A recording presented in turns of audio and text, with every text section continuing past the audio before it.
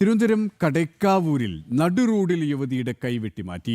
കടയ്ക്കാവൂർ സ്വദേശിനി വിജിക്കാണ് വെട്ടേറ്റത്. ഗുരുതരമായി പരിക്കേറ്റ വിജിയെ തിരുവനന്തപുരം മെഡിക്കൽ കോളേജിലേക്ക് മാറ്റി. ഇവരുടെ രണ്ടാം ഭർത്താവാണ് വെട്ടിയതെന്നാണ് ദൃക്സാക്ഷികൾ പറയുന്നത്. വിവരങ്ങളുമായി കെ ബി ശ്യാമപ്രസാദ് ചേരുകയാണ്. ശ്യാം, അതീവ ദാരുണമായ സംഭവം, കൊടും ക്രൂരതയാണ് അരങ്ങേറിയത്. എപ്പോഴായിരുന്നു സംഭവം? ഈ വിജിയുടെ ആരോഗ്യനിലയം എങ്ങനെയാണ്? അല്പസമയം മുമ്പാണ് കടയ്ക്കാവൂരിൽ ഇത്തരത്തിൽ യുവതിക്ക് നേരെ ഒരു ആക്രമണം ഉണ്ടായിരിക്കുന്നത്. കടയ്ക്കാവൂർ സ്വദേശിയായ ബിജിക്ക് നേരെയാണ് ആക്രമണം ഉണ്ടായിരിക്കുന്നത്. ഇവരുടെ രണ്ടാം ഭർത്താവാണ് ആക്രമണം നടത്തിയതെന്നാണ് ഇപ്പോൾ പോലീസ് നൽകുന്ന ഒരു വിശദീകരണം.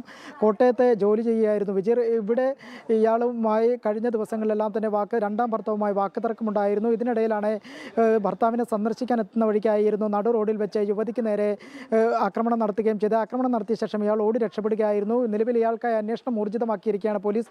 യുവതിയെ ഗുരുതരമായ പരിക്കുകളോടുകൂടി തന്നെ ഇപ്പോൾ തിരുവനന്തപുരം മെഡിക്കൽ കോളേജ് ആശുപത്രിയിലേക്ക് മാറ്റിയിരിക്കുകയാണ്. യുവതിയുടെ നില അതീവ ഗുരുതരമായി തുടരുക എന്നാണ് ആശുപത്രി വൃത്തങ്ങളിൽ നിന്നും നിലവിൽ അറിയാൻ കഴിയുന്നത്. സുരേഷ്, ശ്യാമപ്രസാദാണ് വിശദാംശങ്ങൾ നൽകിയത്.